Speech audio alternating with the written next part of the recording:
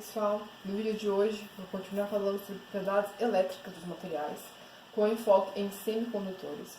Só que nesse vídeo em específico eu vou estar falando, então, eu quis trazer um funcionamento de um componente eletrônico para a gente entender como que as propriedades dos semicondutores agem nesse material para ele funcionar dessa maneira.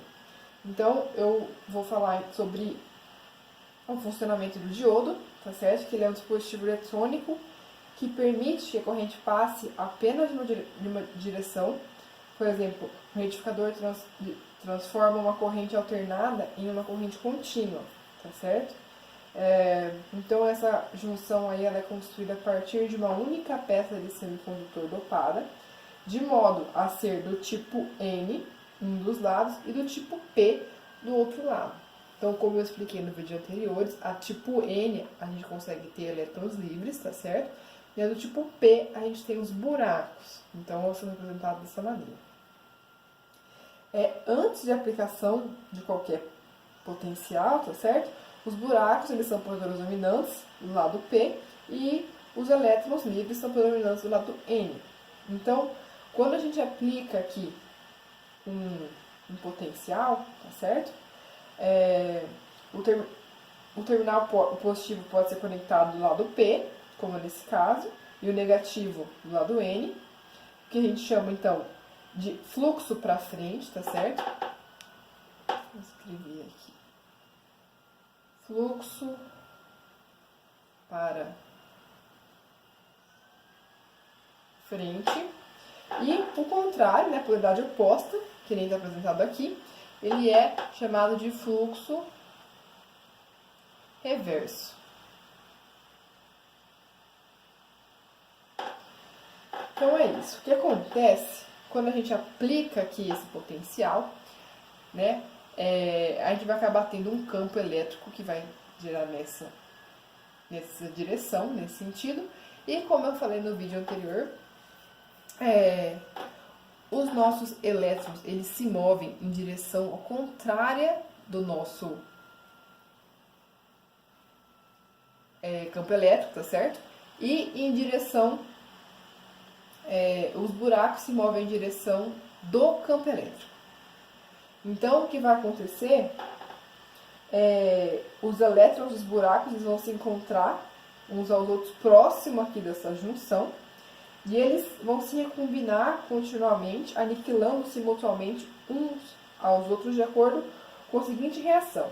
Então, a gente vai ter o seguinte, nesse caso, um elétron mais um buraco gerando energia.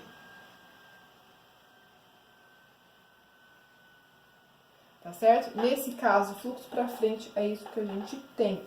Então, dessa forma, grande número de portadores de carga flui através do semicondutor em direção a essa junção, evidenciando uma corrente considerável e baixa resistividade, tá certo? Agora, quando acontece o contrário, né, e o nosso campo fica nessa direção, o que a gente vai ter é que os buracos querem ir na direção do campo e os elétrons na direção oposta ao campo. Então, eles são rapidamente afastados da junção. E essa separação de cargas deixa uma região da junta relativamente livre de portadores de carga, tá certo? E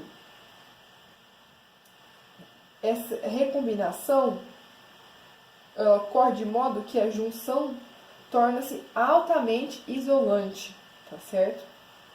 Então, assim, em termos gráficos, como a gente poderia mostrar isso? O que acontece é o seguinte, aqui temos a corrente e a voltagem. A voltagem, ela não vai sofrer aí com essa nossa junção, tá certo? A voltagem é a mesma. Num caso, ela vai ser positiva, no outro caso, ela vai ser negativa, mas a voltagem é a mesma.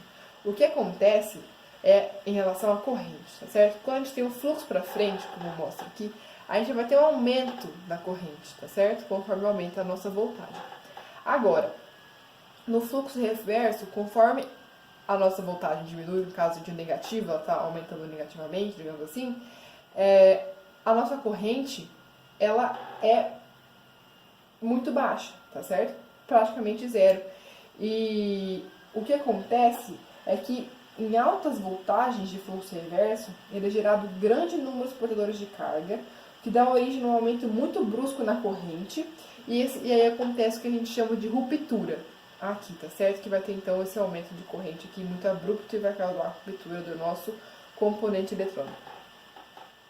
Bom, então em modo diferenciado aqui, o que a gente tem é que na junção para frente em relação e na reversa em relação à voltagem, a gente vai ter então uma variação de forma senoidal ao longo do tempo, tá certo?